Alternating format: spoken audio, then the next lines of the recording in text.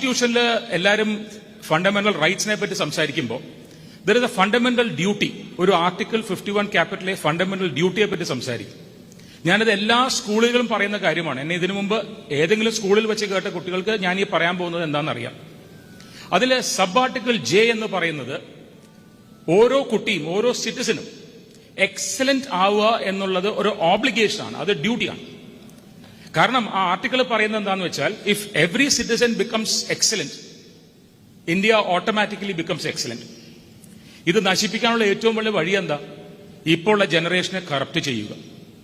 ഇപ്പൊ ചെയ്യുന്ന ചില കാര്യങ്ങൾ അത് കോമൺ പ്ലേസ് ആണെന്നും അത് അക്സെപ്റ്റബിൾ ആണെന്നും വരുത്തി തീർക്കുക.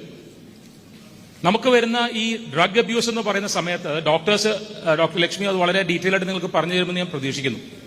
നമ്മൾ സാധാരണ ഒരു 3 തരത്തിലുള്ള ഡ്രഗ്സിനെയാണ് കോമൺ ഹെഡ്സ് ആയിട്ട് പറയുക. ഇവിടെ പേരൻസും ഉണ്ട്, അതുകൊണ്ടും കൂടെയാണ് ഞാൻ